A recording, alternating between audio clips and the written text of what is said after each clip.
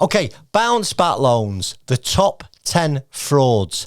And my internal voice is telling me to do this in a sort of smashy and nicey from Harry Enfield style, but I think I'd mess it up. So I'm just going to stay in my normal dulcet tones. It's Chris Word. Coming in at number 10 is businesses applying for multiple COVID business support schemes that they weren't eligible for.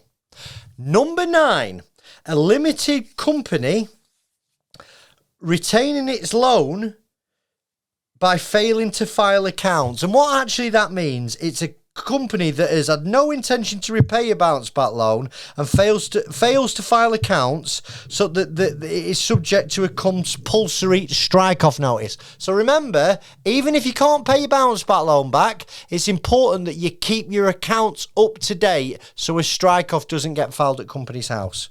Coming in at number 8, a limited company gets a loan by seeking a voluntary dissolution. Naughty, naughty, naughty. If you've took a bounce back loan and you try and strike the company off from company's house, and there are idiots, yes, idiots, that are telling you to do this. Even now, in professional circles, their advisors saying, yeah, file a DSO1 form, it'll get struck off, you'll walk away. Don't do that. That's what people are going to prison for right now. It's really serious. Number 7 of the bounce back loan frauds is group companies not applying as a single group entity. So if you can imagine, there is a real group structure, and what they should have only done is applied for one bounce back loan, but in actual fact every company within that group has applied for a bounce back loan. That is frowned upon. Number 6 multiple applications from sole traders. So what was happening? If you're a sole trader, you might have had a bank account with Barclays, Santander. You might have had one with Lloyds. But the sort of check-in was so lax that some people, they took one from Lloyds, one from Barclays, and one from Santander. They're really getting their arses slapped right now. It's a big, big no-no. So, number 5 of the bounce back loan frauds, non-UK companies applying for a bounce back loan. Now, a non-UK company self-certifies that it's in the UK, but is actually based overseas, is not allowed to apply for a bounce back loan. Coming into the top 4, the third-party fraud. And this is where a third... I think I've had loads of calls like this, yeah. I spoke to a guy and he said, claim a 50 grand bounce back loan and give me... And he takes 5 grand for it. So I could have impersonated your business, gone online... click the self-certify button and then bang, get access to the bounce back loan the day after. Again, that was against the rules. Now the top 3, number 3. I've got dyslexic fingers this afternoon. Apologies. Number 3, use of funds for personal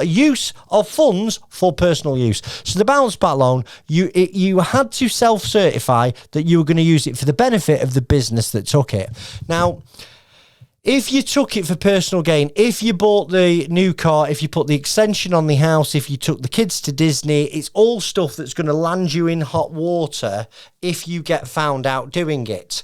So I've got to put a caveat on there, because a lot of really small businesses, they will have used, small business owners, they'll have used the bounce back loan for general living expenses. I don't know, $1,000, $2,000, $3,000 a month. And that was to pay the mortgage, it was to feed the kids, it was to pay the car. Now, you wasn't meant to use it like that, okay? What you'll have ended up is an overdrawn director's loan account, okay? Which is another issue, and I've done loads of videos on this.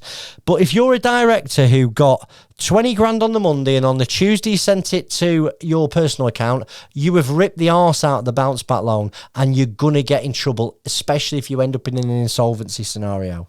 So, number 2, an application from an inactive company. So I get calls off people and they'll go, hello, Chris, yeah, I've got a bounce back loan. I'm like, okay, what other debts have you got? And they'll go, I haven't got any other debts. And I think, well, that's a bit strange. Do you not owe HMRC? Do you not owe, some suppliers? etc., etc.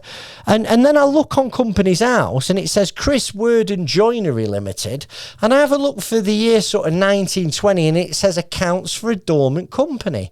Now straight away that's a red flag. That company shouldn't, if you wasn't trading in early 2020, you should not have took a bounce back loan, and if you took one and when you was inactive and you go to close the company down, it's going to cause you a problem.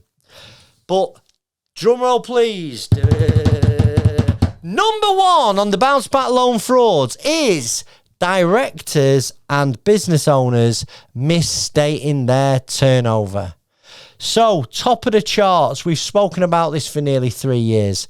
If you was incorporated before the 1st of January 2019, you had to use your actual turnover in applying for a bounce back loan, and you was allowed to apply for 25% of 2019's turnover. If you was incorporated after the 1st of January 2019 and you was trading, you could estimate your turnover up to £200,000, capped at 50 grand. So I hope you have found the top 10 bounce back loan frauds useful. If you have any questions, as always, put them in the comment section below. Thank you.